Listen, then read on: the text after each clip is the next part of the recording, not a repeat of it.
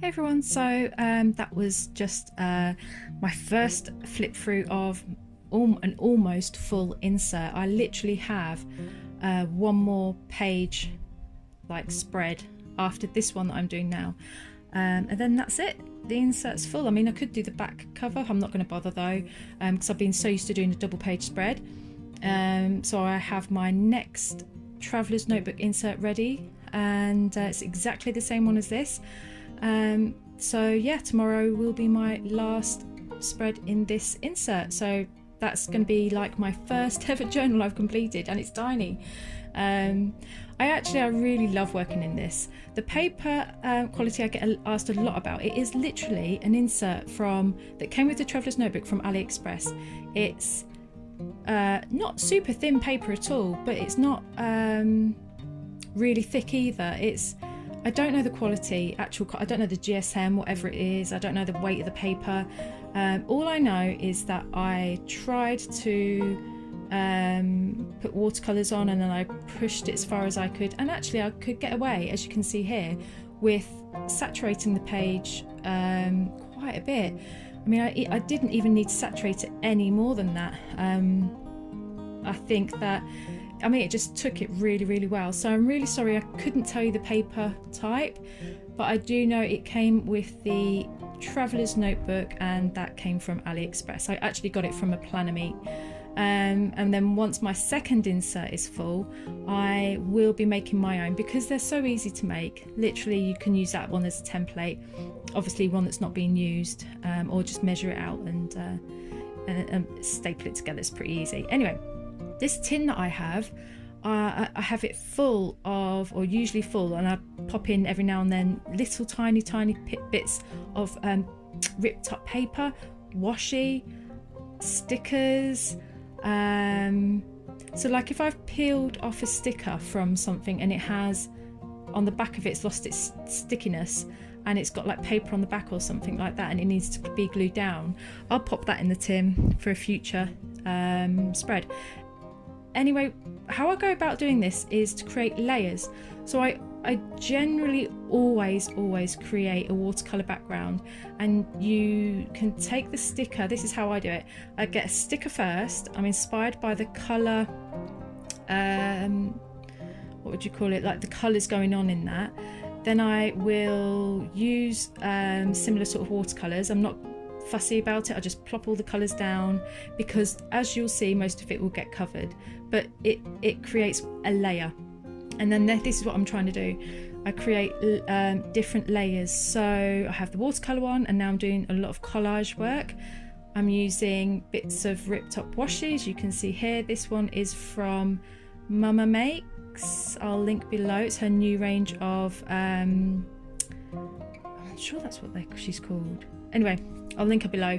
That's a new washi range that she has. You can color that washi in, but I'm using it to sort of like create another part of the layer, and you'll be able to see a little bit some of the colors from underneath pop through that. I use ripped up tiny pieces again, of washi, tissue paper, and you know those patterns, really old patterns. I've used a piece on here. It has like writing and lines and stuff on there, so if you tear off a tiny piece of that with a little bit of a line on it or words, it adds another element, another depth to that layer. I've also ripped out pages from a book that I have, as you'll see, that I'll be sticking down now. What else have I got? So anything in that tin. Then I have a really big bowl full of bigger papers, and then I have a box of even bigger papers, and then I'll go through those. If what's in the tin isn't inspiring me, or if I feel that I need something else, like my pattern paper, I'll go to that. I'll go to my own papers that I've made. I will actually upload a video about making your own collage papers very soon, so that may help you to in your, not just if you're interested in making a tiny journal like this, but collage work in general. So I grab my gold, it doesn't have to be gold leaf, silver leaf, whichever, glue, and I plop it in different areas of the spread. Now this is the first time that I've used it in this journal. I was inspired by a kit by Little Rainbow Moon. I loved the tropical theme. Then I realised, I was like, I got Prima tropical watercolours, so that's why I used that set. And then I realised that as I was using the sticker from this kit, I actually ripped up some of the other little stickers as well to add another element to the pages. When I realised, in one of her kits she had silver foil, I was like, why don't I use that? I'm so used to using gold foil, but I thought a silver would go really well with this. So I added the glue, dried it, and then stuck down the silver foil, which kept sticking on my fingers. The reason why it's sticking on my fingers is because I use like a glue stick, and sometimes because you're working in such a tiny journal, the little pieces are really little. I'm just scraping off all of the silver foil using a special sponge, which is made especially for this. So the glue stick, when I use tiny pieces, I tend to get the little piece, which I don't know if you'll see here at some point, and I put it on top of the glue stick and then just drag it along with my finger so it gets glue properly on it, if that makes sense. And then I'll just put, with the little piece on the end of my finger, I'll just poke my finger onto the page so it will stick at any sort of random place that I choose.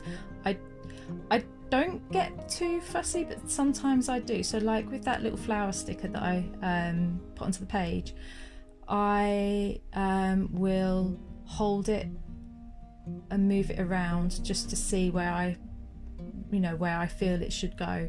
I do that with quite a few things, but if it's a torn out, sometimes if it's torn out little paper or something, I just like will stick it. If I don't like it, I will peel it off. I mean, I'm not precious about it, and if it peels anything from underneath, it doesn't matter because it's collage, so I just stick something else on there. I don't panic. I don't go, oh no, I've ripped it. You honestly, A, there's no mistakes in art, and B, you can't wreck a page like this. You just add more or take some away and add something else. it's all about creating layers, and then you get to the point where you're like, for me, I cut out the sticker. Sometimes I don't have to cut out stickers. I'm just cutting this one out because I need to trim the white border around it so it's closer to the edge of the artwork. Excuse me. And then I'll hold up the sticker to the page, and then I'll see, and then by holding the sticker up, like the main element, that main sticker, I'll see if I feel that the background is ready. If I feel that I need to add in any more, I'll wait before I stick that sticker down, add a few more things, and then I'll go back, see if it's ready, and then if it is, yep, just stick it down, like I do here. And then I do the similar sort of thing with the word sentiments. So I have either words that are pre-printed, like you get in sticker packs, or I will use words that I've cut out of a book. So I have a little tin of those as well. I think that is just about it. If you do have any more questions, or any questions rather, leave them below and I will try and answer them. I'll try and remember to tag everyone in here. I think I need to tag the lady who sells the washi tape, and obviously Jo of Little Rainbow Moon. She has some stunning kits, honestly.